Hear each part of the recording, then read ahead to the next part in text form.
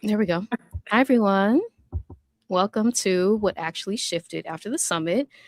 So, we are busy behind the scenes preparing for the third annual 2026 Job Liberation Virtual Summit for Black Women, which I co founded with Dr. Kamani. So, I'll just do a little intro to myself and then I'll pass it over to these two lovely ladies here. But I am Marissa Price, co founder of the Job Liberation Virtual Summit. I am a liberatory healer. My YouTube channel is Marissa Price Heals, providing a safe place for Black women to process trauma, to reclaim our authenticity after what we've experienced. And yeah, I'm so excited to chat with some of our past attendees today in this stream. And so I want to pass it over to Dr. Kamani to introduce herself. Thank you, Marissa. Hello, everyone. My name is Dr. Kamani. I'm a licensed clinical psychologist. My YouTube channel is Lifting as We Climb Consulting, where I come on every Sunday at 8 p.m. Eastern, 7 p.m. Central, and 5 p.m. Pacific time, interviewing a different Black woman about her experiences in a toxic job, pivoting out, and I share resources as well. So I'm a toxic job survivor, but I love to say I'm a toxic job liberator for Black women. I'm the co-founder with Marissa Price of the Job Liberation Virtual Summit for Black women. I'm going to pass it out to our outstanding moderator, Prill. Hey, it's Prill. Yeah, so this is the third year that I have the true honor and privilege of being the moderator, MC. I think this year I saw host somewhere of the Job Liberation Virtual Summit for Black women, and working with Dr. Kamani and Marissa on the YouTube streets. I am known as Positively Prill. On my channel, we talk all things balance, boundaries, and the joy of putting ourselves first every single day. So yeah, I'm glad to be here. I'm excited to hear from some of the past attendees. Yeah, I love hearing other people's perspectives. So Me too. Me too.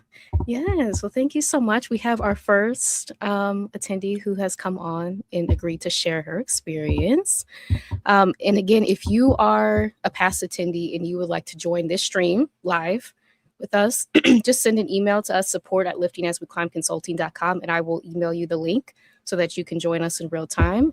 If you're interested in sharing how the summit has changed your life, helped you through a transition, helped you exit a toxic job, rebuild your confidence, we would love to hear from you in real time. So please send us an email here, support@liftingasweclimbconsulting.com for the link. And with that, I would love to introduce Narina. Hey, Narina. Hi. Hello. So great to be here. Thanks for having me. Absolutely. Thank you thanks for being here. We're so grateful to have you.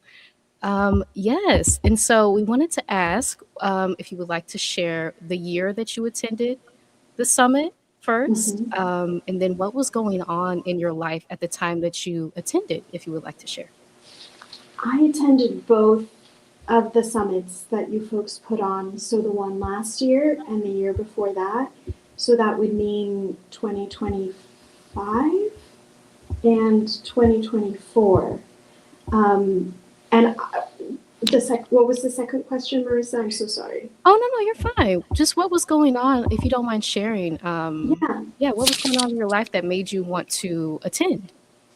Well, I learned about the Job Liberation Summit at Exodus Summit, and I was deeply impressed with both Dr. Kamani and Marissa because freedom is my strongest value, and for Black women to say we're about liberation and we want to liberate each other was very powerful to me. And I don't know about you, but I have never seen a job liberation summit specifically for Black women. Oh yes, look at these ladies nodding. Is there one? You tell me, ladies. We haven't watching seen it on YouTube? Exactly. This is the only one, and I thought it takes great courage to do something like this, and it also takes great work to do something, especially third year in a row. Congratulations, ladies.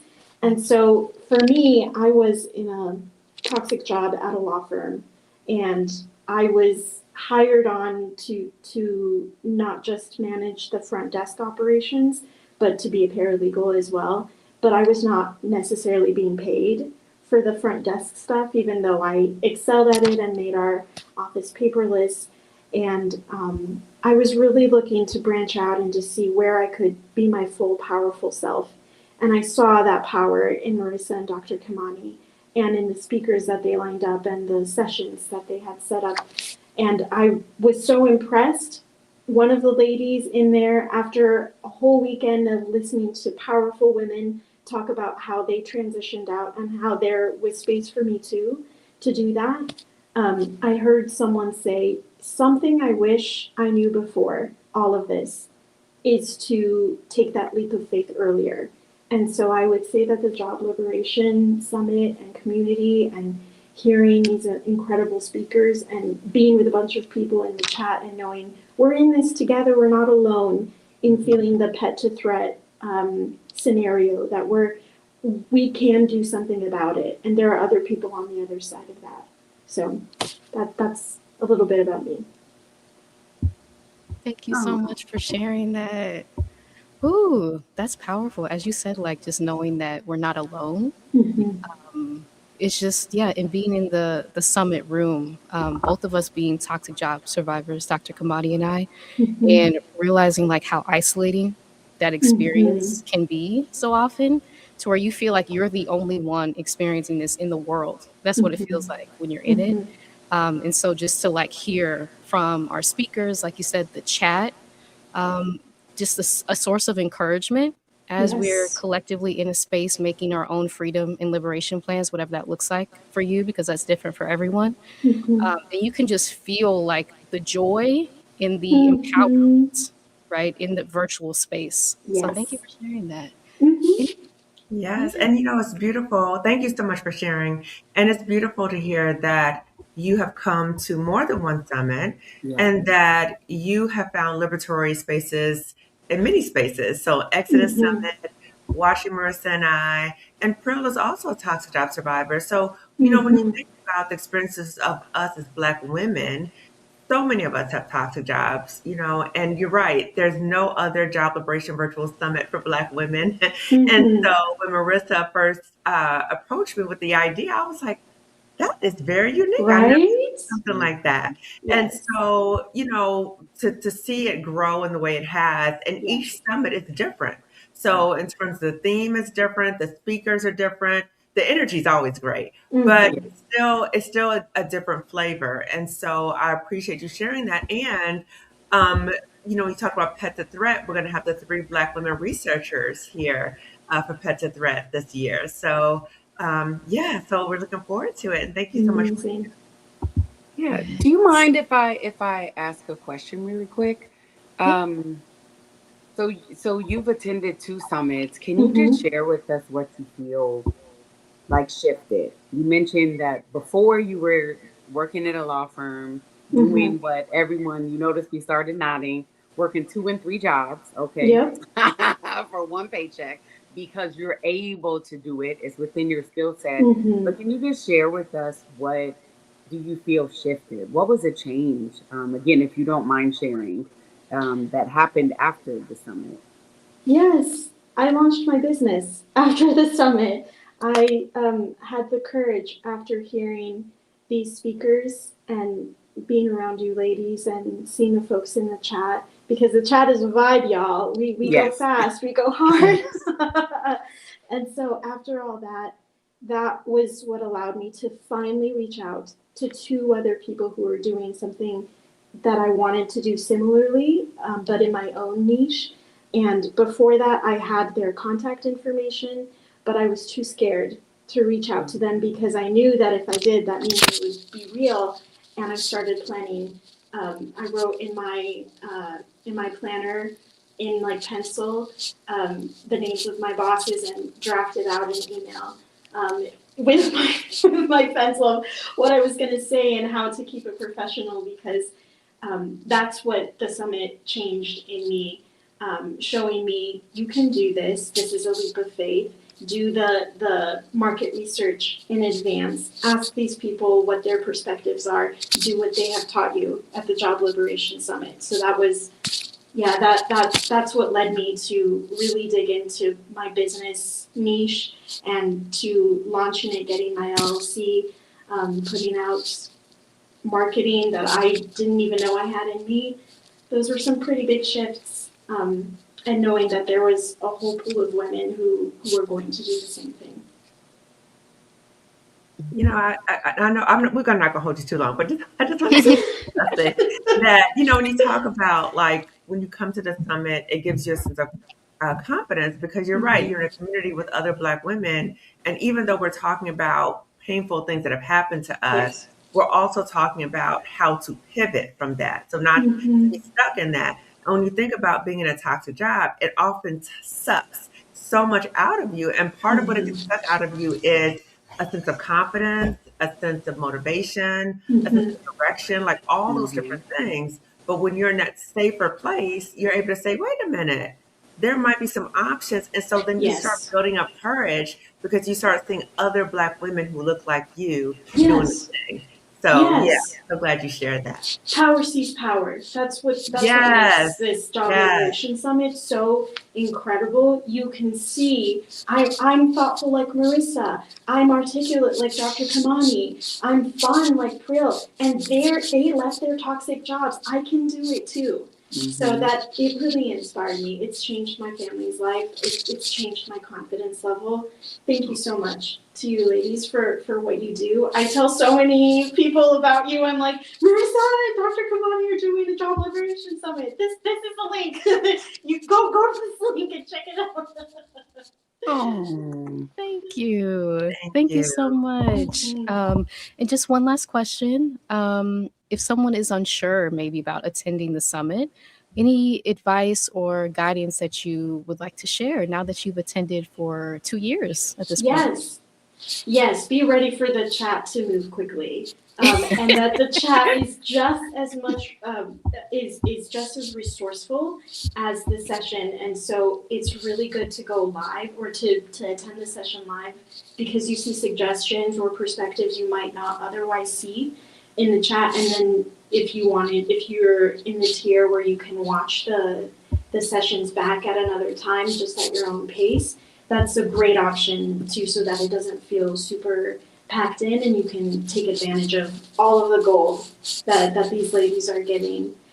The other thing I would say too is it's really excellent to do research and strategy for yourself beforehand so you know what questions you want to bring to these talented women who are taking their time, who are giving their time to share gold nuggets with you. So for me, for example, I don't have a very flexible housing situation. I have to pay for my housing each month. And so it would have been really excellent before for me to know to ask that question for someone who is in a similar situation where business profits aren't always guaranteed. And so asking a seasoned business owner, how do you handle instability with finances when you have something that you have to pay each month or have people depending on you?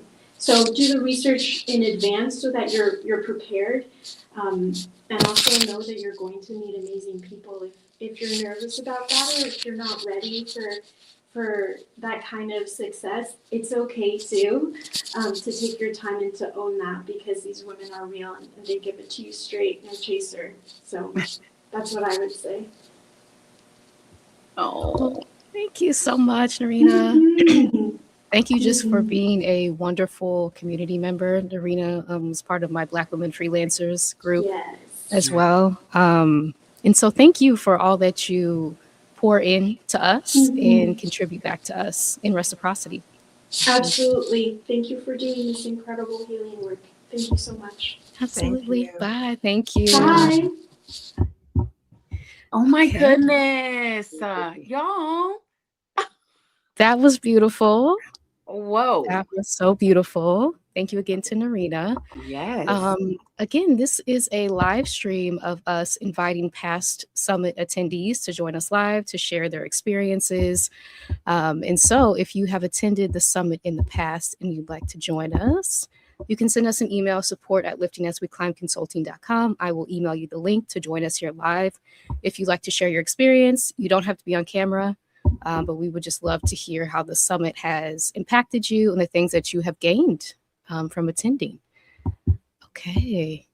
And so looks like we have someone else. I'm so excited. You know, it just feels like we put so much planning into the summit, like it's so much work to plan for it. But when we hear back about the impact, it's like you're pouring into us. And it makes it feel like it's worthwhile what we're doing. So thank you. Absolutely. And look, this time next week, we will Next be week. like at the kickoff listening Yeah. to the Yeah. scholar. Dr. Kamani, you touched on that about pet threat. Can you talk about that briefly and who we're going to Yes. have at that panel? Absolutely, absolutely. So Pets a Threat, if you're not familiar with it, Pets a Threat is was created by 3 Black women researchers, Dr. Juanita Johnson-Bailey, Dr. Keisha Thomas, Dr. Rosemary Phelps, and it's when you come into the workplace or you're sought out in the workplace because of your outstanding abilities. They love you. You are brilliant. Oh my God, Prill, you are saving this organization. Marissa, we couldn't make it without you. And then you become the pet. But then all of a sudden, you start outshining other people in the workplace. And then there's a shift in terms of how you're seen and treated as the threat. And many of us, so many of us have gone through Pets a Threat, but we didn't have a word for it. We didn't know what to describe it. It just felt like, wait a minute, what just happened? And I know when it happened to me, I was like, is this really happening? Like, and I kept trying to prove my worth and all the nonsense. So now we know what it is. So now that we know what it is, we can recognize it and we can start making some alternative choices. So the 3 Black women researchers of Pets a Threat will be at the kickoff of the Job Liberation Virtual Summit for Black Women. So the kickoff next Friday. So we're so excited to have them there. This is the first time ever we've had them at the summit, and we're going to have a fireside chat with them. That's exciting. Yes.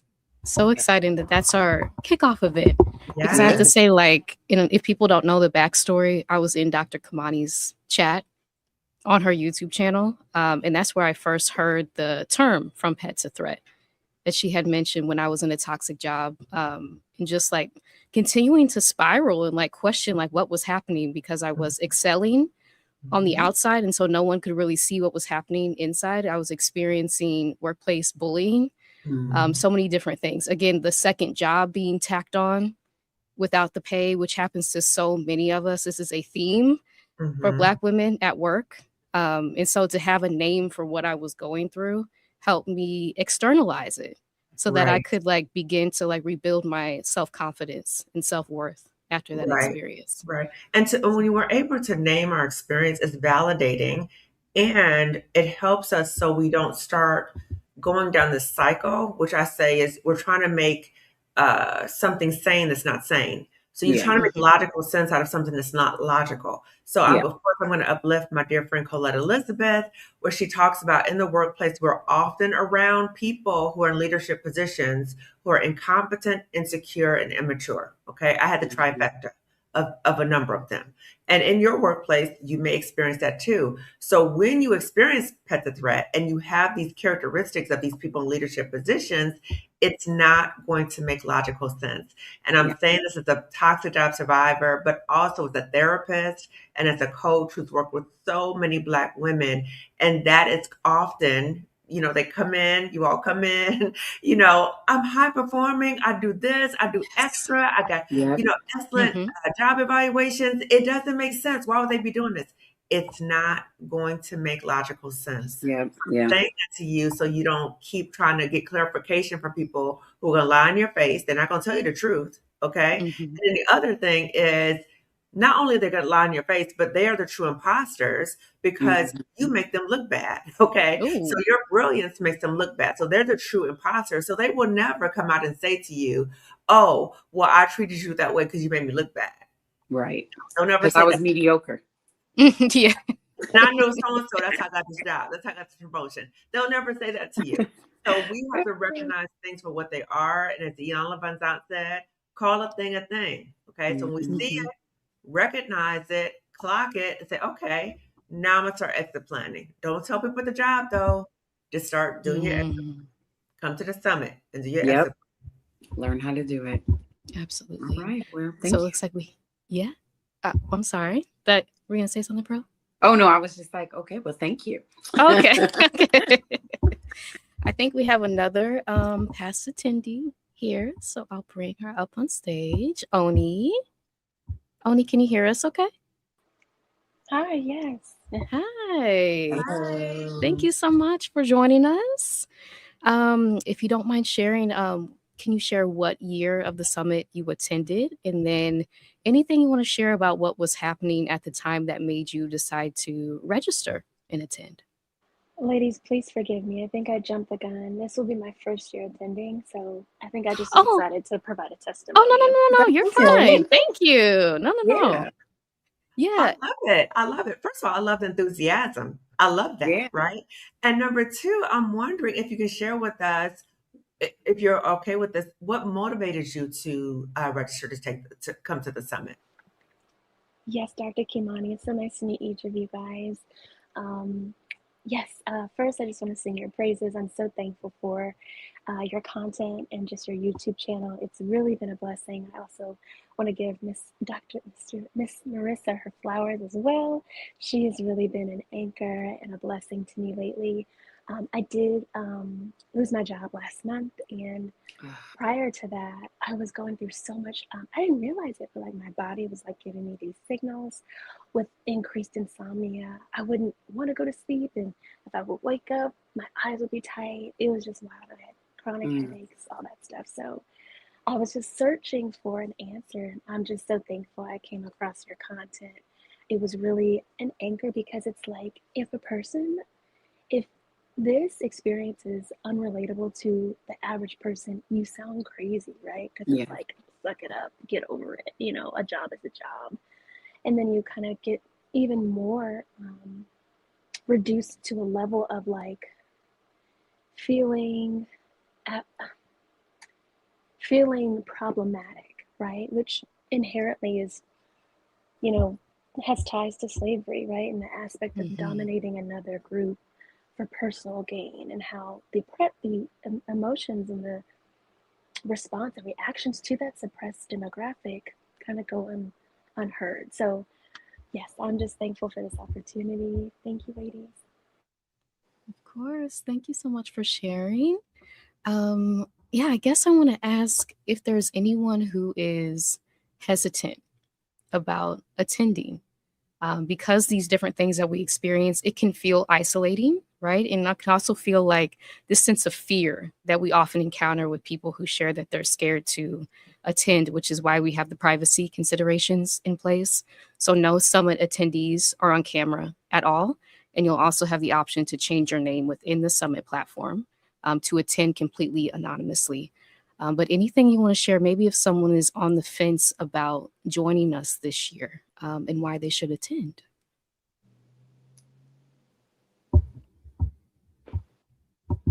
Oh. Oh, you're on mute if you're talking. I'm not sure. Oh. Okay, well. Oh, okay. Well, I do Oni, want to comment. Oh, is she talking? let me see. Okay. Oni, can you hear us okay? Oh my gosh. Oh, okay, yes. There you go. You're off Oh, mute. you're on mute again. Yes. Did you ask me something? I'm so sorry. Oh yeah, I was gonna say, any advice if someone is considering joining but maybe a little bit fearful around purchasing a ticket? If you've Sure. experienced any of that fear and how, if so, how you navigated it. Great question. Yes, ma'am. I would just like to encourage potential attendees to take that chance. There's always that like impending fear that like for me, I was like, the higher up that I was under was a Black woman too. I didn't know who she knew. So that did kind of impose some level of fear. But I was like, man, my health is more important than any hierarchical status or anything like that, So I just started to become a bit more brave in the fact that I need these answers. I need this wonderful community to remind me that you're you're sane, you're not irrational, you're not hypersensitive. Your body is alarming you. Those are some signals, right? So I would just encourage somebody to be brave and to stand up for yourself, even when you may not have that support around you just yet. Oh, I love that. Let me ask you this before we hop off. Why did I start whispering and lean forward? I don't know why I do that. I don't know why I do that. And I do it in real life too. That's So your signature. Let me ask you this. What is one thing, and I know this may be a tough question, but what is one thing that you are looking forward to experiencing or taking away from the summit this year? Great question. I'm looking forward to an infilling of my cup that's really been depleted for a long time. I think that's the most exciting anticipation for me because um, in spite of like what's happening in the country and I'm sure across the world as well, it kind of calls people to come together and to commune. So these spaces are really idealistic because it is a special call, right? Like a bat signal, like it's okay, come over here, you'll be safe. So yes. Yes. That's the perfect way to put it. A bat signal. Yes. I've never heard it mentioned like that, but I that's love true. that. I love that. Mhm. You know what? It's almost like, as you were talking, I was thinking about how you were saying that you were in this toxic job, and unfortunately, it was another Black woman who was involved. And, we hear this theme a lot about all skin folk and kinfolk. And, I want to commend you for recognizing how important it was for you to take care of your health. And also that you recognize I need some resources too. And so when you're in the summit, when you're in the community, you are in a protected space. So when you're in a toxic job, you were not at all in a safe space. And then for many of us in toxic jobs, but even in this country or even in the world as Black women, we walk around feeling very unprotected. And I just think about Malcolm X, the most unprotected person in the world, in the United States, is a Black woman. And so when we think about the summit is a space for us, by us, and it's a safe, protected space so we can channel our inner Harriet and get out of these like Pearl said, these raggedy, toxic jobs. And I also want to say to you that I also appreciate your vulnerability with telling us that you had recently lost a job, because we've seen so many Black women disproportionately laid off. And so this year's summit is very different from all the other years, because this year we said, okay, we're going to focus on not only helping Black women leave toxic jobs, but also Black women who've been pushed out of the labor market. So I'm so glad that you share that, and that, again, that you recognize the importance of really prioritizing your health, and you recognize the healing power of community. So thank you so much. Thank you. Thank you so much for Yes, joining thank us you. and for sharing. All right. Yeah. We'll see you at the summit. Let us know Yes. you're there Yes. in the chat. Oh, look. It's too early for me to beautiful. start crying. All right. Like, when she talked about her cup needing to be filled, Mhm. it's interesting. And this is what happens when, I don't use this term often, but when you are aligned, because what did we talk about during our meeting earlier today when I said, like, you all are the first to do this. Like, this doesn't exist, So we had that from our first summer summit testimonial, the attendee who attended twice. And then we have her saying that her cup like needs to be filled. And, Mhm. our cups runneth over. Like we are like delirious almost, equal parts delirious and flying high when we do our debrief, after the summit days, and we chat a little bit, and we are flying high. It's tough, like we are vibrating. It's tough to even go to sleep, Mhm. just this emotions. And I'm so grateful. I told you all this earlier, but I'm so grateful to you all. Just even hearing some of our sisters, just these two. Like Mhm. I already know I'm gonna be crying. I'm trying to hold it together now. Okay, I may mess around, start crying when I see all the people in the chat. But anyway, let me stop. Okay, I'm gonna get No, serious. no, no, Let me girl. stop. You know what? I want to say, no, don't ever apologize for that, right? Because, Mhm. well, I love many things about you, but one of the things I love about you is your transparency and your authenticity, and how you build a space or create a space of such healing and community. And so when I think about many of the Black women coming into this space, that they're in need of healing. They're in depletion of just fighting all the time. And Yeah. so it's like we're past empty. Like we're like Yeah. on fumes. And I met a woman today who actually was like, I was meeting her for something else. She's like, oh, I bought my ticket to the summit. I was like, oh, great. And she was saying that for so many years, she has always prioritized other people over herself. And this was like first time in many years where she said, this is about me and really thinking about what do I need for myself? Because many times we're like, oh, I'll take care of me later. I got to take care of this. I got to take care of my child. I got to take care of this. And we're not saying don't do those things. We're saying both and, not either or. And I Yeah. think as Black women, we've often been in positions of either or. We Yeah. prioritize other people over ourselves, but we're like, no more, no more. Yeah. No No mas. more. No mas. Absolutely. We do have some data that we can share. So if you completed the pre-summit survey and you've already purchased your ticket, thank you so much, because this is helping us understand how our attendees are coming in to the summit this year. And so just want to share some themes, right? So what best describes how you've been feeling about work or career lately? So the most responses we had was an uncertain or in between. So a lot of us are dealing with uncertainty, kind of not really sure of the next steps that are ahead. As we've seen, over 600,000 Black women have been pushed out in one way or another from the workforce over the past year and a few months. So we're truly dealing with a crisis, right, of huge proportion. So just to say that, and Dr. Kamani said this summit is so different this year. It feels so different. Yeah. Because we're not just focusing on Black women in toxic jobs making exit plans and having the I don't know, the time, right, and space to kind of like plan what to do next, but for Black women who are experiencing like unexpected layoffs as well, which kind of changes things up tremendously. So anything that y'all want to share around like themes maybe from this slide or Well, the amount of when you layoffs? said that, it made me think about one of our panels focuses on how to heal from a toxic job. So tomorrow I'm going to interview Dr. Pamela Buchanan, who is a Black woman medical doctor and one of the panelists for the summit. And she's going to share about her healing journey. And, I'm always asked, well, can you show me how to heal? Because I need to stay in this toxic job. And I've been very transparent with people that I can tell you short-term coping, but I can't tell you healing because you cannot heal an environment that's still harming you.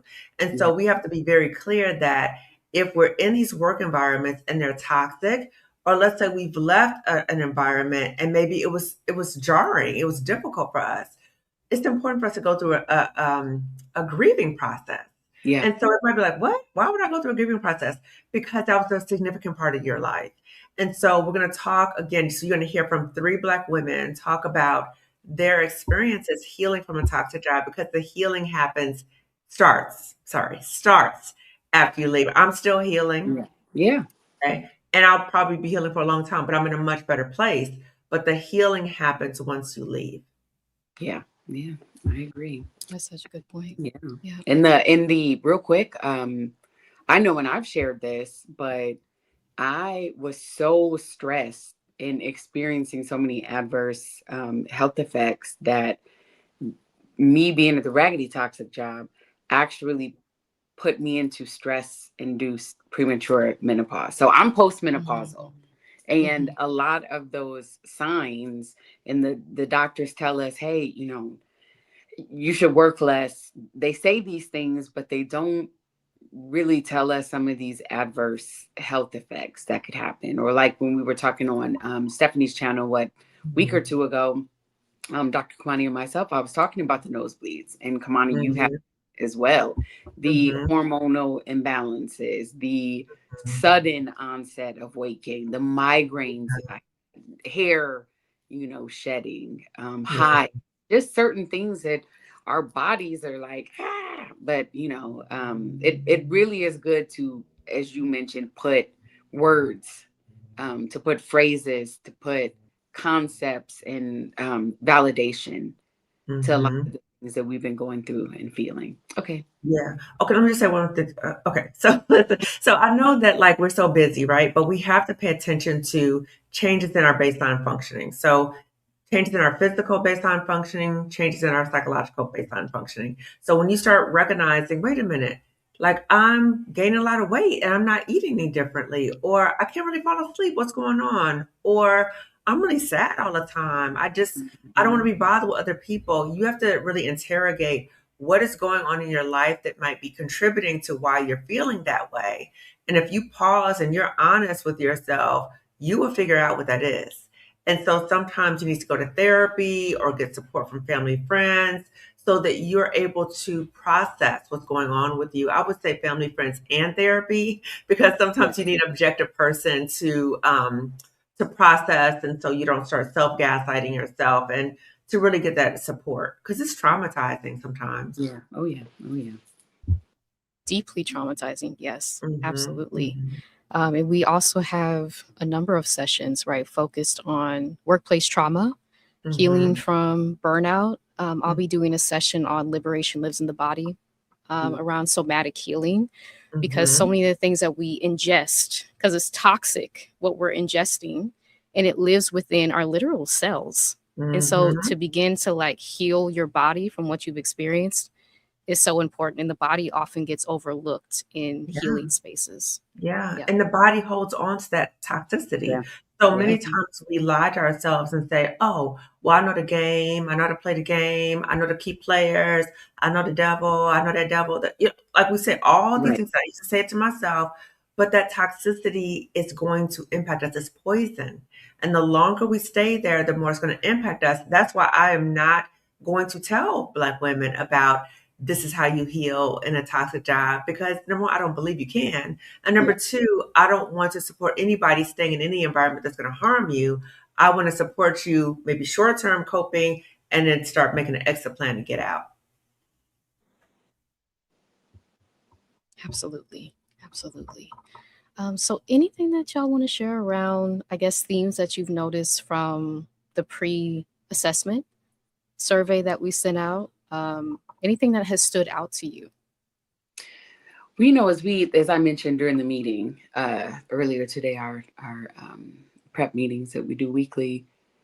To me, the hope, the sense of hope that Mhm. women still have, because Black women, we are so amazing. Yeah.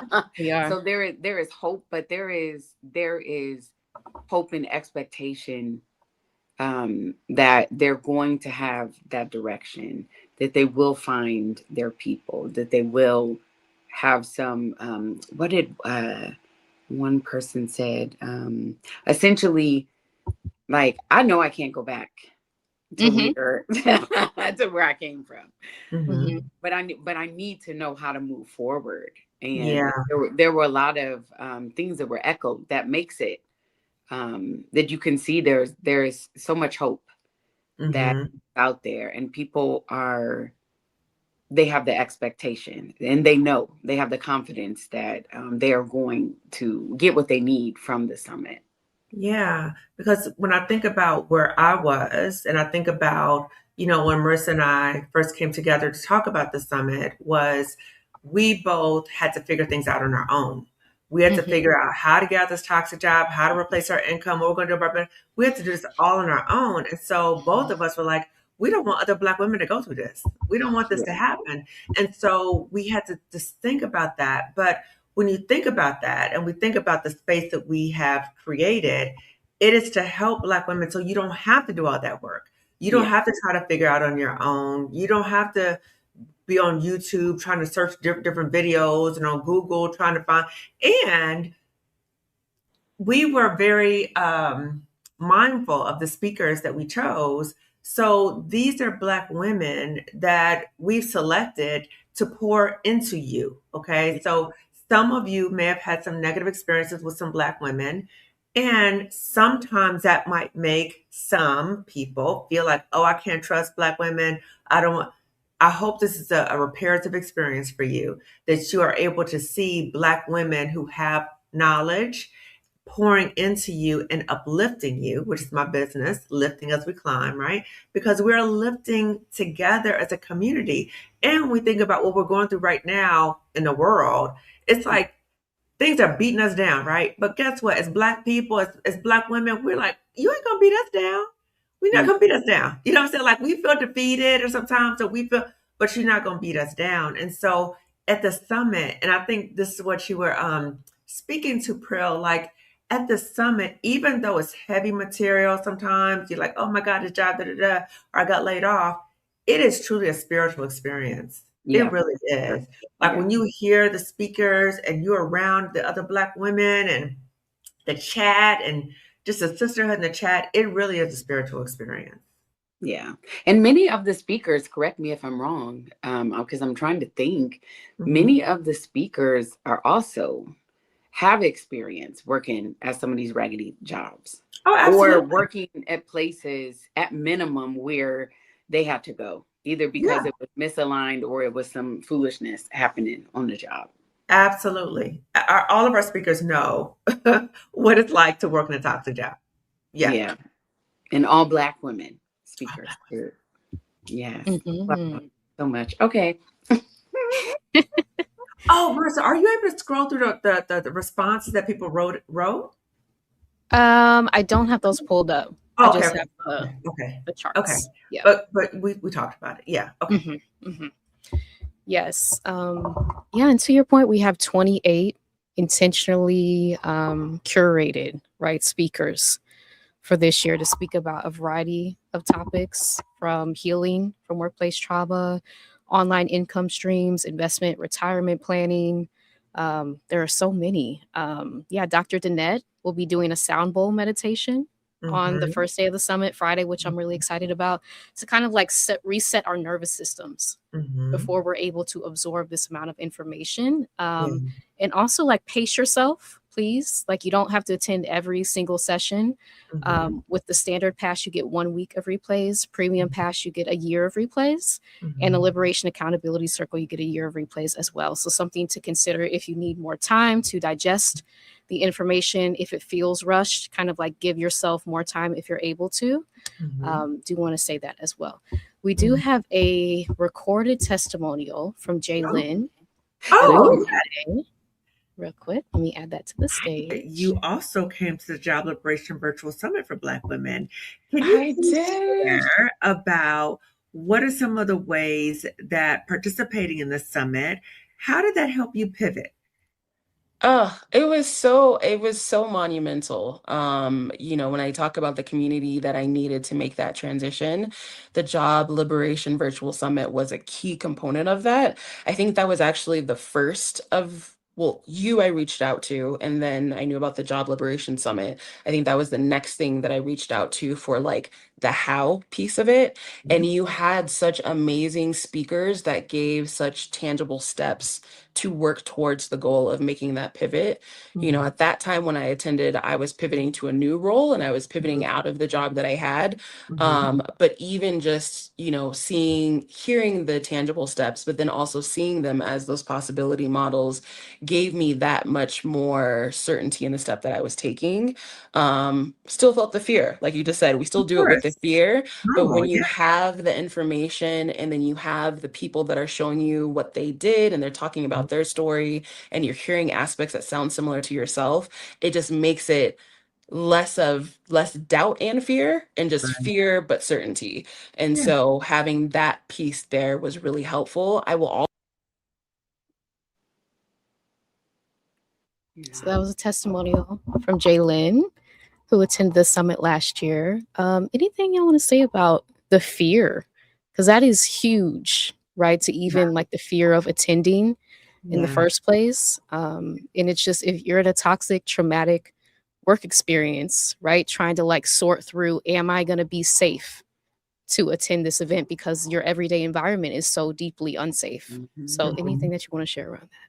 I want to talk about the fear tied to finances, because that was a big part of the data that we looked at also, that a lot of the Black women talked about financial fears. And that was one of the main reasons that I was at that toxic job for so long was, oh my God, how am I going to replace my income? What other job am I going to get? I'm just going to stick it. I'm just going to try to make it. Right. And so I think a lot of us have these financial fears, right? So not only the fears of, is somebody going to find out I'm trying to leave, which is like that plantation mentality. We think about how enslavement has impacted us and still impacts us, but also a huge fear, which the data showed us, was the fear about finances and our benefits. So what about these good benefits, my health insurance, my retirement? What's going to happen? And I want to quote Stephanie Perry, who said, a job is not a good job if you are accessing your healthcare benefits because the job is making you sick. Okay. So I think it's important for us to think about and recognize that there's other ways for us to get health insurance. There's other ways for us to get retirement. There's other ways to get income than a job that's harming you, because not all jobs are toxic. So at the summit, this is for Black women if you want to go into a different job and or if you want to have your own business. It's not just, oh, everybody's having their own business, because some people don't want to have their own business. And having your own business is challenging. So one of our summit speakers, Mercedes, is going to talk about how you are able to kind of distinguish what you want to do, right, in terms of your pivot. But the fear is real. And so I don't want to discount that and say, oh, well, once you make a decision, you're not going to feel the fear. And then you're thinking, well, I made the decision, but I feel the fear. There's something wrong with me. No, the fear is going to be there. That's a normal response. So I want to call that out, that you are going to experience that. The hope is that by you coming to the summit, the fear will go down a little bit because you are in a community, you're in a safe space.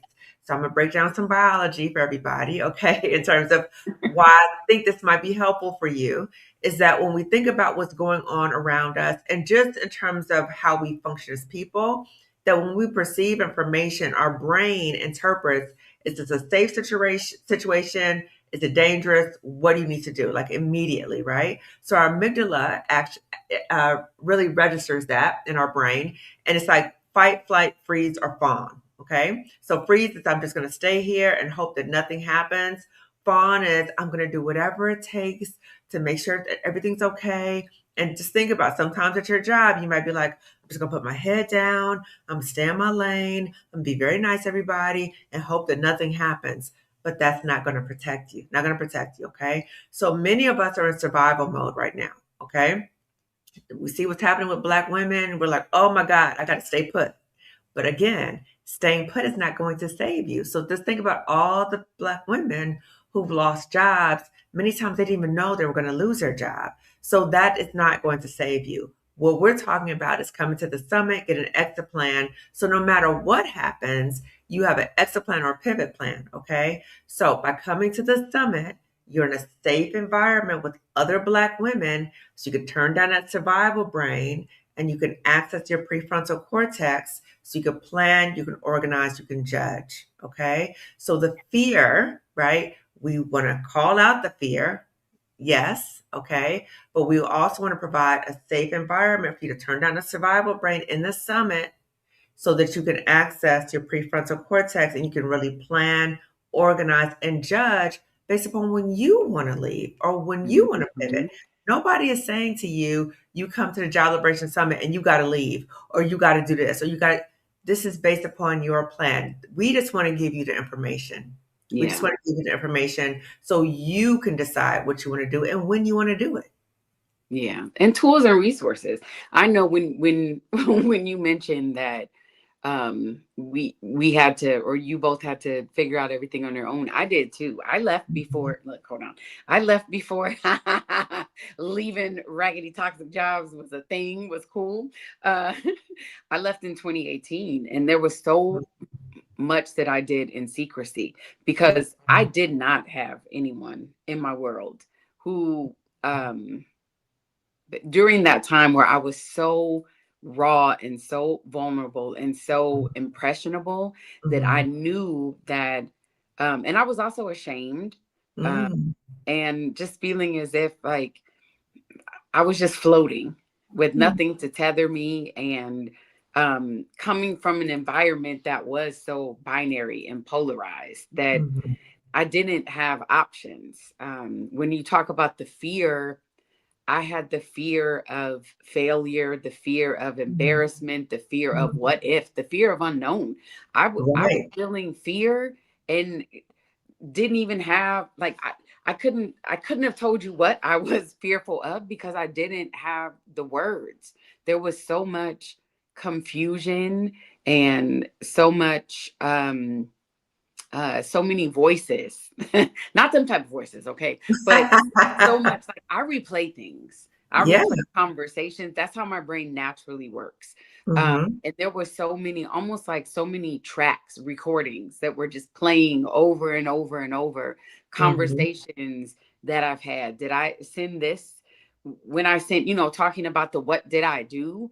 What could I have done better? What can I do next time? What can I do to have them, finally accept me, and just to take some of the pressure off there, so again, that fear, we have no idea what we're afraid of. We just know that like this, like we're scared, Yeah. and in a place that we don't feel safe. And that is one of the many things that I love about the summit. And we talk about the safety. For me, it is emotional safety. Do I feel as if I belong? Because like I've always been the odd, like the odd one out in high school, even in college. I mean, I was a teen mom, so really when I got to college, but in high school, I never really felt like I fit in, even within my family. So you get into the office and you don't fit in because you are not supposed to be there as a woman, and definitely as a Black woman. We are like, these spaces are not, they don't consider us. And so we really feel as if we're working towards something, not just the carrot, the dangling of the bonuses and promotion, and not under the threat of the infamous annual review or the assessment or things like that. But the safety that is important is just to where, as you said, Dr. Kamani, you can turn off part of your brain. At least if you can't turn it off, because realistically, I wouldn't have been able to turn it off, but I can at least, okay, let me give this a chance. Let me at least be able to have some room in my mind to take my foot off the gas, to allow some things to be released, to be able to even not even absorb, just to be able to breathe when I'm in an environment, So I personally, like, well, I'll be there with my notebook, and that's what I say. That's one of the things that I love about being the MC and the moderator is that I get to attend for free because I'm up there taking copious notes. But if anything that I have said sounds like you, just know that when we talk about that room to breathe and the emotional safety, or even if you don't put one thing in the chat, that chat is, she mentioned, what did she say? It's a vibe in the chat. Like the chat, just reading will help you know that you're not alone, and will give you some sense of safety and security. So I just wanted to say that. Yeah. It's like you're being validated by hundreds of Black women who are like, me too, me too, me too, me too, me too. Yes. And when you think about just having a space for us to really feel like we could take the mask off, because when we go to jobs, we're often masked up because we don't want people to know how we really feel because they're trying to come at us. And so we can take the mask off, we can fully breathe, we can like fully exhale, we could just fully be ourselves without trying to code switch or whatever we got to do, in certain environments. And so it's just a very different way of being. It's a very different way of being. And it's fun. Look, you ready to So look, fun. I'm gonna be cutting up. I can't. Yeah. They egg me on. It's fun. And when I think about like the title, I think sometimes people are like, what do you mean? Like, you don't want us to make money? No. What we're saying to you is we don't want you to, number one, attach your identity to any job. Okay. So that's liberating your mind. So a lot of the summit deals with practical knowledge, okay, tools, resources, but also your mindset. So we're trying to liberate you from that mindset, that slavery mindset, that you define yourself in terms of a job title. Yeah, you're No. out. Okay. The other thing is that we're trying to liberate you from the belief that that job is the only place where you can make money.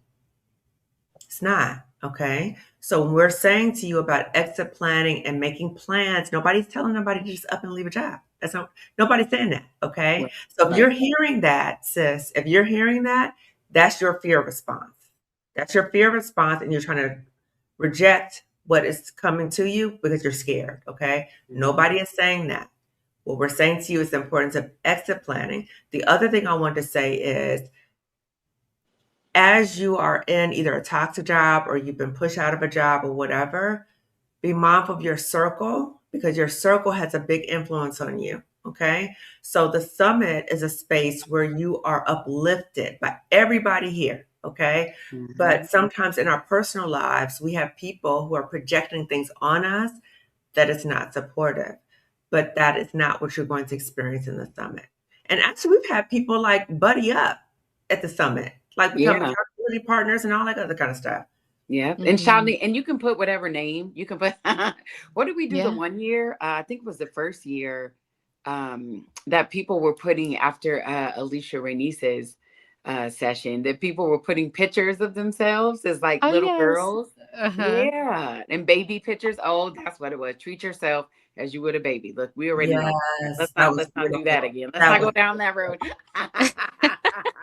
But people were putting baby pictures and changing their names to just be funny things. So yeah, it is the nature of the topics, the mhm, nature of really what is driving most of us there is heavy.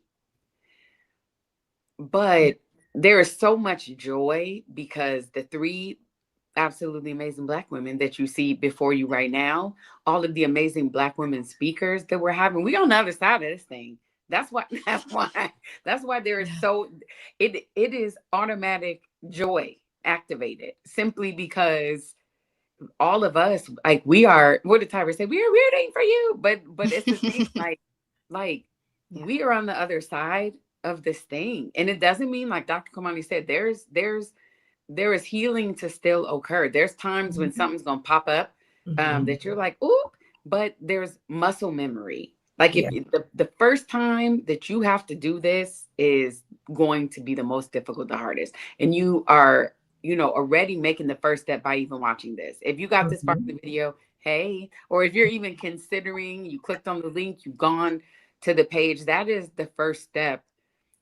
Like, at minimum, just saying that some of this is landing with me. mhm, And mhm, then to attend the summit, that's a huge step in and of itself. And you don't mhm, have to be, for my fellow former type A plus overachiever personalities.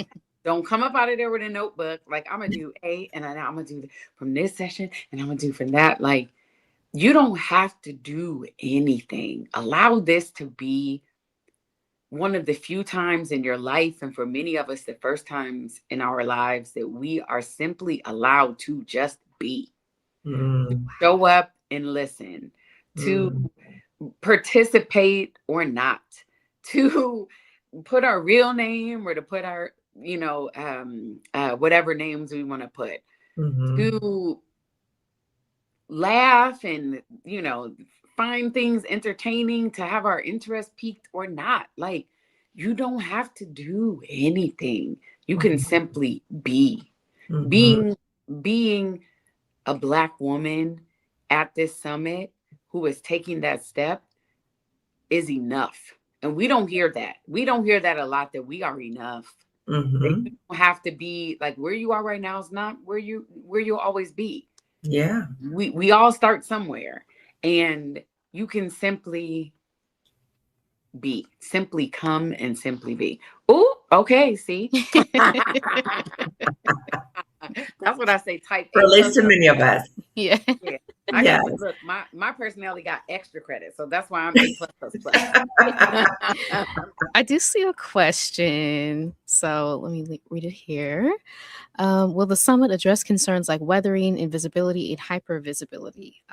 So yes, and anything that y'all would like to share on what comes up to me, and I do have the landing page up that I can share here too. Mhm.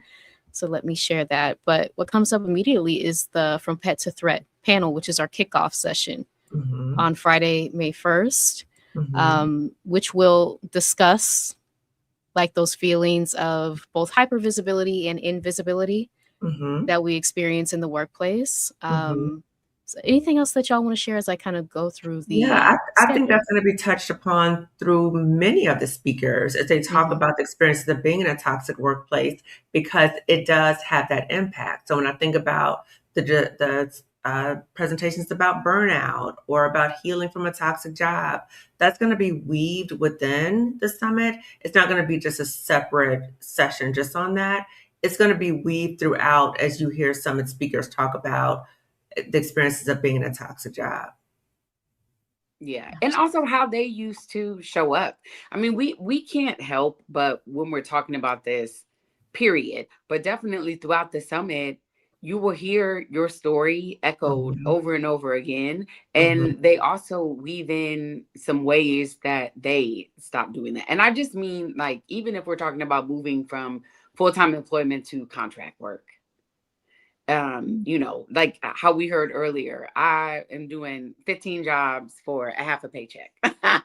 Half of what, as I say, Tristan from Colorado makes Yeah. the mediocre, Mediocre. mediocre, mediocre. Hold on, Mediocre. mediocre. Mediocre. Look, I realized I didn't eat today. See, you know, I start cutting up when I don't eat. But you know, just the ways that they started taking their foot off the gas and realized Mhm. they need to pace themselves. Mhm. So you mentioned that is a theme that, as Dr. Kamani said, is weaved throughout. So there is no like this is how you stop doing the most on your job. It Mhm. will be this is how I stopped doing the most. And you'll Mhm. be able to extrapolate just from people's stories and in your note taking some ways that are going to resonate and land with you, some things that you could, you know, potentially benefit from as well. Absolutely. And I delayed a response. I wanted to say something about the responses of the surveys where so many Black women indicated the concern about finances and Mhm. how that was part of our planning too. So for our bonus session, so I know Marissa's going to go over the different ticket tiers, but that is why for our premium pass, that we have the 3 bonus sessions that specifically deal with finances.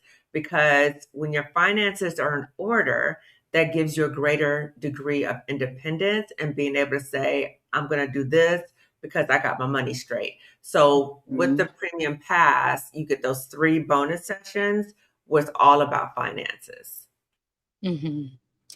Yeah, and so the premium pass gives you access, and I'm on the landing page right now, to the bonus health insurance and retirement account planning workshop led by Dr. O'Shea, Wednesday, May 6th, 7 p.m. Eastern. Wealth is Resistance, the Black Woman's Emergency Fund and Investment Blueprint, led by Samira, on Thursday, May 14th at 7 p.m. Eastern. And then From Lack to Legacy, a step-by-step investment plan for Black women ready to build a life of freedom, led by Sandra, From Lack to Legacy, Wednesday, June 3rd at 7 p.m. Eastern. And these are on Zoom webinar too. So the same with the summit, no attendees will be on camera. You'll also have the option to change your name within Zoom webinar if you want to attend anonymously. And so that's something to consider too. If you do need additional support with navigating the fear around finances and making your strategy, something to check out is the Premium Pass, which also gives you a year of replays instead of 1 week. Mhm. Okay. Anything else that's coming up? Besides, I'm excited. I'm looking forward to it. You know Well, We what? do I'm have the excited. trailer. I'm Uh-huh. excited because of what I know is going to happen. Like I'm excited for other people. I'm excited for myself, but I'm also excited because I know that this is truly going to be changing lives, just like it has in prior years, but this year something feels different. You all already have more registrants than you've had before. I don't know. There's just been a shift that's been happening, and this year it feels different. So I'm excited. Okay. Sorry. Thank you. Thank you, girl. I did also want to mention the Liberation Accountability Circle, which we just introduced this year, and we have 15 spots remaining. So if you do need additional support throughout the next year to meet with Dr. Kamani and I to help you make your strategy or your income plan, we'll be having 6 accountability sessions on Zoom from May 2026 through March 2027. So that is an option to check out as well. And you'll also have the year of replays and those 3 bonus Zoom workshops as well. And you'll be in a community with other Black women. So, we always share resources with each other and we support one another too. So you're getting coaching from us, but you're also getting support, additional support from other Black women in the group. Absolutely. Absolutely. Okay, I do have our trailer. Oh, yeah. To share.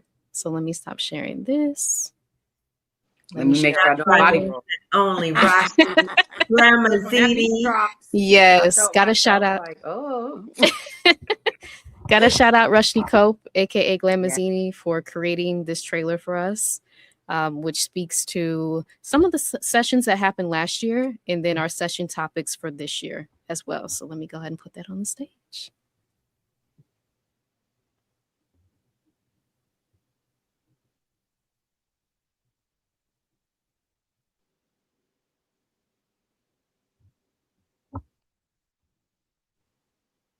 Oh. Uh-oh. Can y'all hear me? Yes, we hear you. Okay, hold on one second. I think I have so many tabs open. Hold up. Do we have a session on decluttering? Decluttering our lives. Okay, let's see. I think my computer is telling me, because I have so many files backstage, I'm going to try to take it off stage. Okay. And then put it back on and see what happens.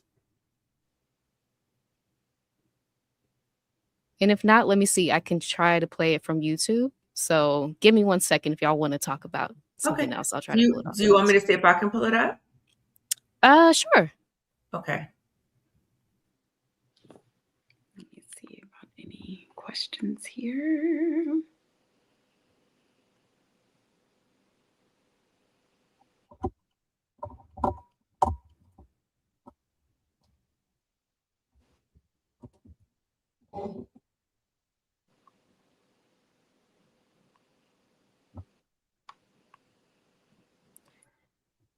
Yeah, if you are watching and you have any questions that we can answer, please feel free to put them in the chat. Thank you for joining us on this Friday evening as we go through some of the sessions, hear from past attendees.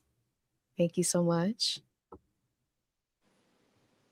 Dr. Kamani, what are you most looking forward to? I know I asked one of the attendees, but what are you most looking forward to? Oh, okay. Well, oh, everybody's busy over there. Let me see. Do I need to do an interpretive dance? Because I keep on playing in our faces, aren't they? Okay. Oh, do we have it? Okay. Yes, it's playing. And now with this new administration, toxic jobs don't just ignore your brilliance. They make you question whether it was ever really real. How does stress show up for you physically? Brain fog, headache, feeling on edge.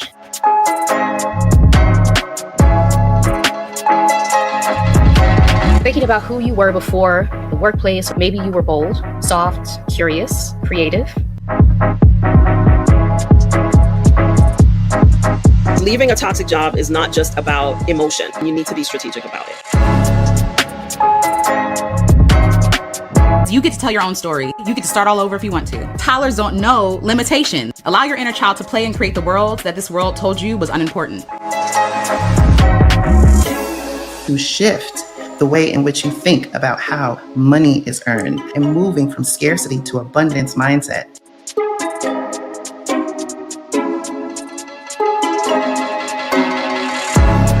I make money easily and effortlessly. So again, we're open and signs are revealed to us. We need to pay attention to that and be courageous enough to follow up with that.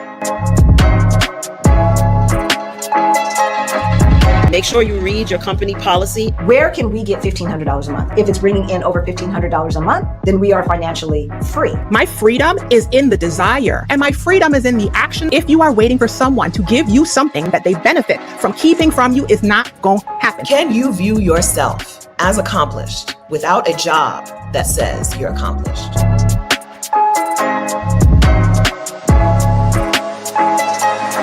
But if you are talking about liberating yourself, you're going to have to be number one. You're going to have to be not selfish, but self-full. You're going to have to get familiar with the idea that you will no longer tolerate toxicity in any shape or any form in your life.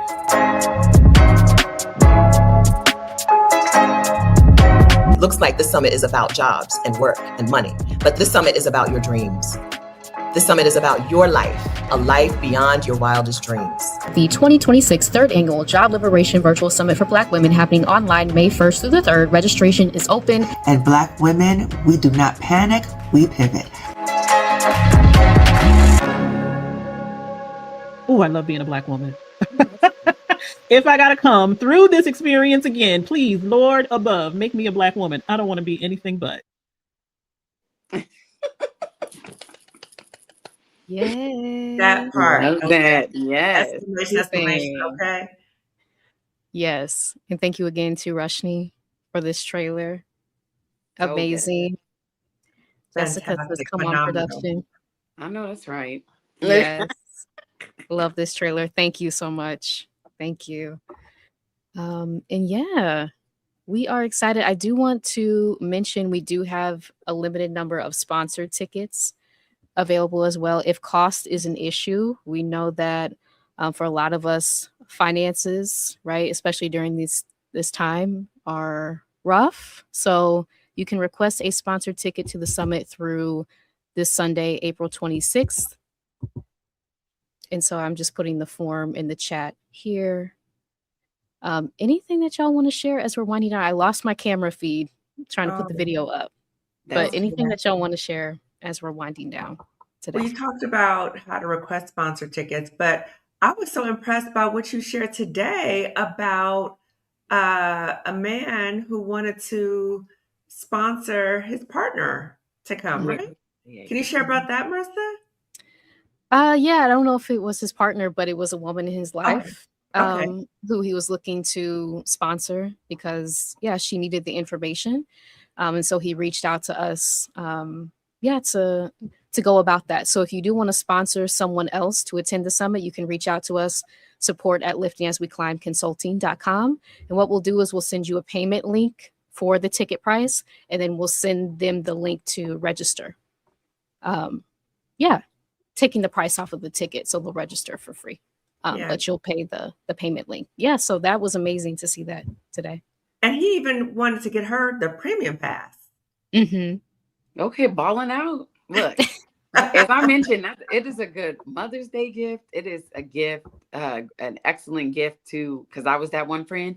So if you have that one friend that never goes anywhere anymore and she's always working, or if when you talk to her, it inevitably leads to work, or if you know all the people's names, and you be like, who was that? Such and such. She stays doing blah blah blah. If they know all of the characters on your job, go ahead and send her at minimum share the summit opportunity with her. Yeah. And like I said, it's an excellent gift for Mother's Day or a gift for any woman in your life who definitely needs to attend. And the summit is before, during, and after. It's not just, it is a full spectrum of resources. And I want to circle back and ask you a question, Brill. Again, delayed processing, maybe because I'm so tired. But I do want to also say, somebody made the suggestion, I don't know if it was one of you, I can't remember, about come with a friend. So not only you get a ticket, but encourage your friend to get a ticket, and you all can be accountability partners with each other, maybe over the course of the year with the exit planning. Okay. So maybe one of your friends, one of your girls, get a ticket with her, come to the summit. Maybe you can watch the summit together or whatever, but that could be your personal accountability partner too, right? So, Pearl, I want to circle back to something right quick that you said. Look where I'm leaning in. Yeah.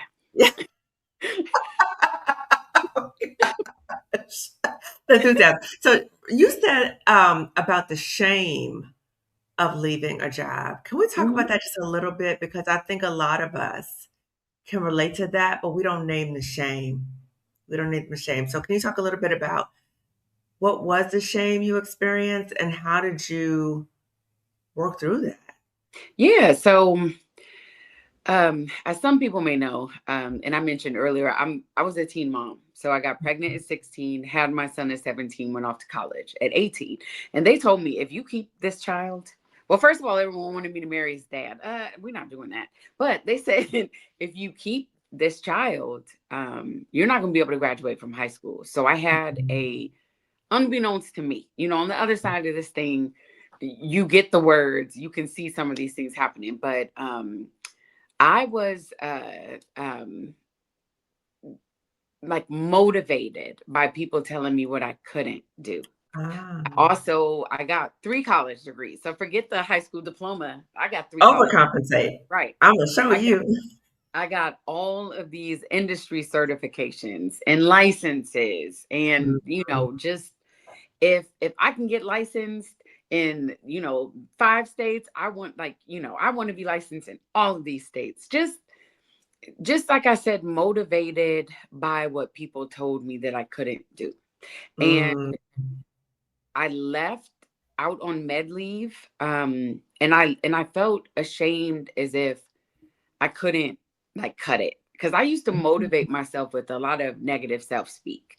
I know that now, and it has ranged. Like, it used to be all the way beginning of insulting myself and things like that. And then in my 20s, my therapist started working with me on being a friend to myself and loving myself. But I didn't realize that saying things like, you've been through worse than this, or just saying certain things like that to motivate me, that's also negative self-speak. So it's discounting your current experience. Yeah. And I felt like I should be able to do this. Like how I mentioned, I'm not enough. There's something that is wrong with me or has failed with me. And I felt ashamed because people ask valid questions. Like the few people that I did share it with, they echoed the same questions that I had. Am I walking away from all of this? Like all of this education that I've had, all of this time and effort that I put in? Am I walking away from this good job? Why would I do that? Not necessarily what would I do for finances, because I was in a financial position where I wasn't necessarily concerned about money in that moment. But what about the future? What was I going to do for my health insurance? What about my investment? Like, all of these things are available if you are a contractor and if you are an entrepreneur business owner. There are things that exist. I pay less now for my insurance than I paid when I was on employer sponsored healthcare, because there's co-ops, there's different things that, as is going to be mentioned at the summit. But I felt ashamed because I didn't have answers to that. I didn't know what I was going to do. And if you ask me, why am I leaving? For me to say I'm leaving because of my something that's related to feelings, oh my God, please. Like that. Like, you can't cut it. I'm weak. I'm letting them get to me. I'm letting them run me out. So there were a lot of things that led me to feel shame and feel guilty, because there were so many people who helped me get to that point, and feeling as if I'm disappointing some people who believe in me, or I'm like, well, I got people looking at me. That's my voice on the inside of my head. Like, my nieces are looking at me and people tell me like, oh, you're such an inspiration. But guess what? They're looking at you. My niece told me recently, hold on, let me get it together, because when she said that, I burst into tears. They call me Bubbles, like Auntie Bubbles. And she and she said, Auntie Bubbles, like basically telling me that me watching her or her watching me and traveling the world and living free and having fun and, you know, aging backwards is an inspiration to her. And me telling her, you don't have to wait until your kids are grown. You don't have to wait until this, or even saying, how does that make you feel? Mm-hmm. You know, things that I wish someone would have asked me just to to teach me how to acknowledge my feelings and surround myself with people who do ask me how do you feel about it? What do you think about it? What do you want? That I realized that they're still watching me, you know? So like I said, a lot of that guilt and the shame and the condemnation, the gaslighting, these things that these emotions that I was feeling within, like, you don't have to, like, you know, if I have this summit, like I would be signing up, keep it a buck, I would be signing up and being like, I'm gonna give these, I don't know these women like that, I'm gonna give them one chance. Like, this is it. And if this doesn't work, because I did that with so many other like conferences and different summits, typically listening to white women and white men. But if I would have had a space that was, first of all, as organized, as streamlined, because you already know, I would have said, I'm going to give this one chance. Like, because I know me, I would have given the summit one chance and that's it. And then I'm just going to do me because it's too overwhelming to think about stepping outside of the norm on my own. So I would have been putting a lot of weight behind this summit, and knowing me and knowing what is awaiting people at the summit, like, it would have been well worth it. It would have saved me so much angst, so many tears, so many like, okay, you are crazy. It would have saved me medication and there's nothing wrong with medication now, but just feeling as if I am going crazy. Yeah. And feeling as if I was so untethered, like that, like something needs to make sense in my life. And right now, very little, if any, is, you know? So hopefully that answers your question. That more than answered my question. And first, I want to say, Pearl, thank you for your vulnerability and for sharing that. And there were many things I related to. And, you know, not only the sense of when we're in jobs, sometimes we stay longer because we're trying to prove something to ourselves based upon some family of origin issues or some other stuff, right? And so many times we're disconnected from that and we'll just stay there longer, trying to prove something or trying to heal something, but that's a wound that's back there, not at the job. And so sometimes we don't even recognize that. The other thing is, when we're holding on the shame, many times we're trying to figure out as Black women what we could do individually to make a situation better, when number one, we didn't cause the problem many times, right? Now I'm not saying don't self-assess, everybody, okay? But many times we haven't created the problem. Maybe you're too brilliant or whatever, but I'm just saying, but many times we don't. It's a systemic issue, issue, right? But we take it on for our own responsibility. Like, I need to solve this problem. What can I do to solve the problem? Without recognizing I am in a toxic system. And that's a game changer. The other thing that really resonated with me was the statement that you said, because I can relate to this too. They're not going to run me out of here.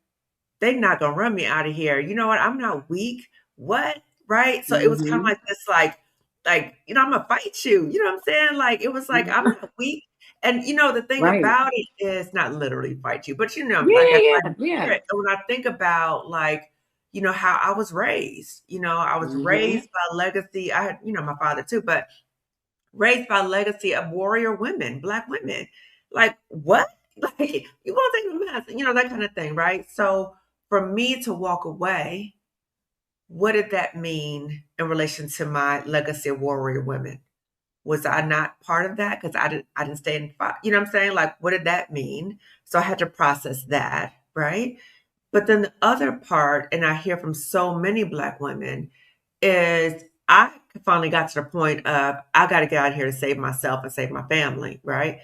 But I hear from so many Black women this mentality, I'm going to fight them. I'm going to make them respect me. They're not going to run me out this good job. I'm going to prove something to them. And we get into this way of thinking. But the thing about it, which is so sad, and I really wish that we would understand, there's nothing you could, I think Alicia Renee said this, you cannot outwork oppression. You can't do it, right? So we're going to wear ourselves down trying to prove something to people. It doesn't matter what we do. They're just going to continue to exploit our labor. So they're going to benefit from us. And we're just going to wear ourselves down to the ground. And it's not worth it. The other thing that really resonated with me, Prill, was not only the part of like, I'm going to fight them. I had some dysfunctional way of like making it into like, okay, well, I'm Harriet Tubman at the job. So I made it into this whole dysfunctional thing. I'm Harriet Tubman at the job, and I'm gonna do da da da da. And then other people at the job start calling me Harriet Tubman. So I'm like proud of this role of Harriet Tubman. How dysfunctional is that? How dysfunctional. And I just want us as Black women to think about what type of dysfunctional lies are we saying to ourselves to convince ourselves that we're doing the right thing or we're doing something to make it through or whatever. But it got to a point when I was like, no, because they're not letting me liberate. I can't do no Harriet Tubman here. I can't do that. I'm doing Harriet Tubman on my own. The other thing, Prill, that really resonated with me was, and I'm so glad I asked you this question because I think that was it was so rich what you shared. I just really appreciate it. But the part when you said about your niece and how she's watching you, and it got to a certain point, Prill, where I had to think about my children, and I thought, because I used to work for a school district and I kept saying like, well, I'm going to fight. I'm going to stay here because I got to be an advocate for Black children and da da da. And I was like, what about my kids? Yeah. I'm saying, What what about your about Black children? I'm a shell of a person now when I come home because I'm fighting these people all day, right? And so I had to think about what am I as a mother modeling for my children? And I am very clear that I never want to model for them that you stay in an environment where people disrespect you, they demean you, they don't value you. And I don't ever want to model to them that you just stay someplace and that's the only place where you can make money. I don't want to ever model that for them. And so I had to think about that. That's what they're saying. That's what they're saying. And when my youngest son, when I was on a leave of absence, and he said, Mom, are you going to go back to that job? And I said, I don't know. I'm trying to figure it out. And he was like, Mom, please don't do it. Please don't go back to that job. Please don't go back. So we have to recognize that in a toxic job, that it's not just us that's impacted, other people are watching. It might be our kids, it's other family members who are probably sick of hearing us talk about the job, our friends, sick of hearing us talk about the job. But there's so many things, and we have to recognize the shame is not ours to have. And I used to feel so shameful. And that's why on LinkedIn, if you follow me on LinkedIn, you may notice my posts have become out the box, okay? Because I feel like something has unleashed in me. Like I've released the shame about the toxic job. Even though I've been on YouTube for years, but I feel like there's been something that has happened with me within the past year on LinkedIn where I'm like, let me tell you about this crazy stuff that happened at my job. And people are like, are you serious? I'm like, yeah, because I used to be ashamed of that, which was weird because I'm like, I didn't do anything, but I did. I had some level of shame. But now I'm like, I'm gonna tell you the whole thing. Now I got a whole list of stuff I'm gonna post on LinkedIn about all the stuff they did. So I'm like, why was I holding on to the shame? Right? But I'm so glad you brought up the issue of shame, Pearl. I'm so glad. I think a lot of us are holding on to some degree of shame that it's not ours to have. We didn't do anything wrong. Yeah. Absolutely. Absolutely. Okay, well. But yes, I'm trying to think if there are any other questions that we can answer. This has been beautiful. So thank you both for sharing. This has made me reflect on my own experiences. And yeah, just to know, like, I think there's this belief that it doesn't count if we don't do it alone. And the summit, like, really has the resources in one place for you to be able to be supported by other people while you're executing your strategy, whatever that looks like for you, because it looks different for every single person. But to know that you don't have to do it alone.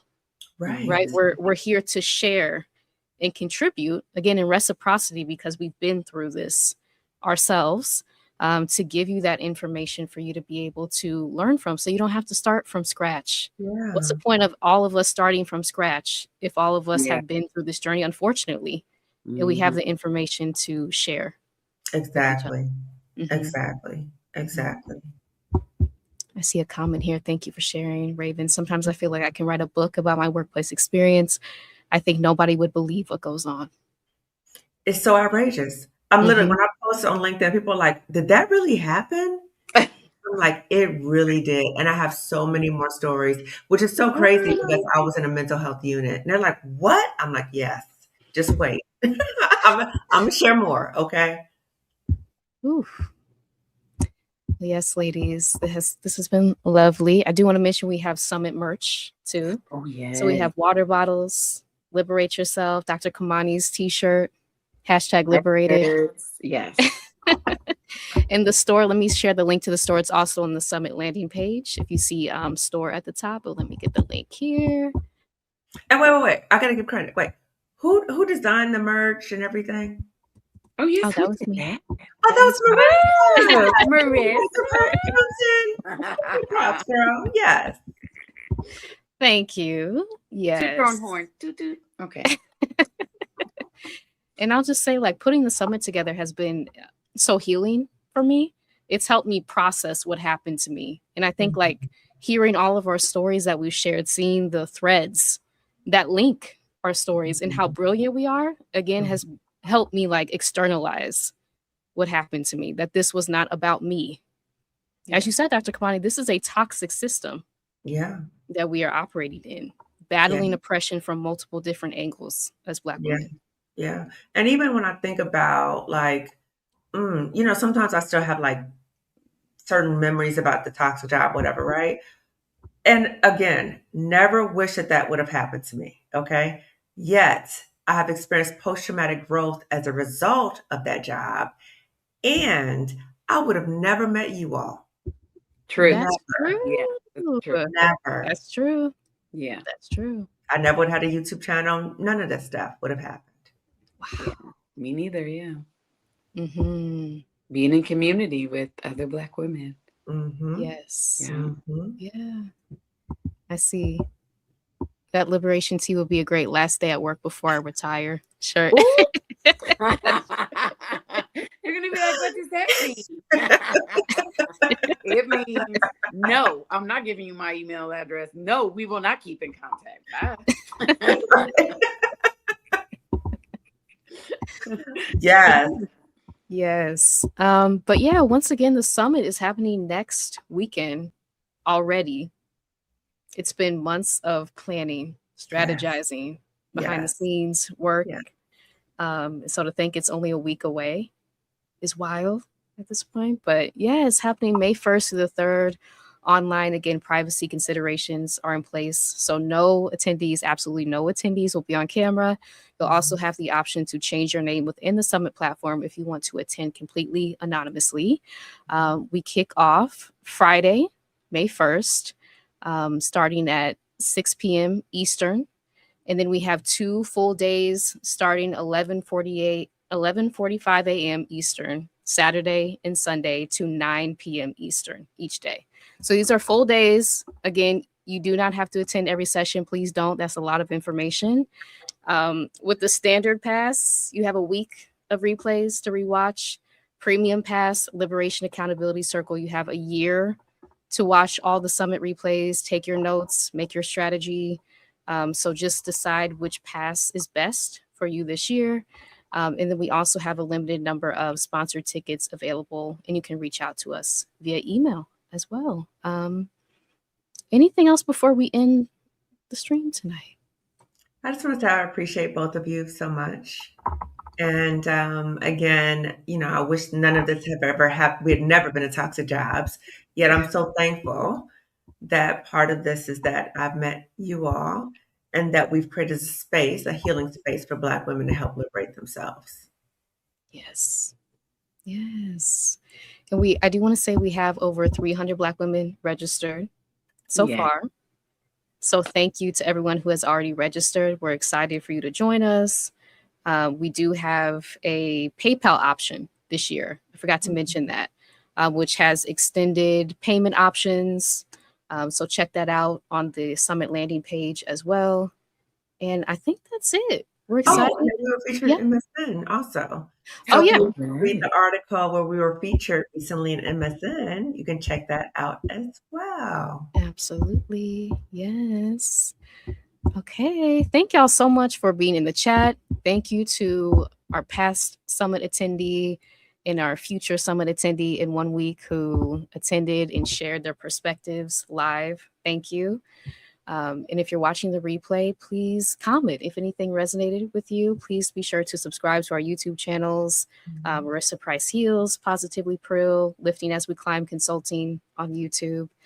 And with that, we will see y'all in a week if you plan to join us at the summit, but we won't see you because no attendees will be on camera. But the chat is live, as Narina said. There.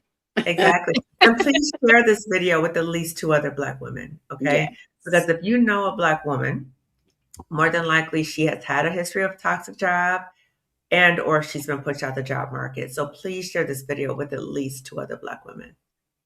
Yes. All right, y'all. Hope y'all have a beautiful rest of your evening. And until next time, bye. Thank you. Bye.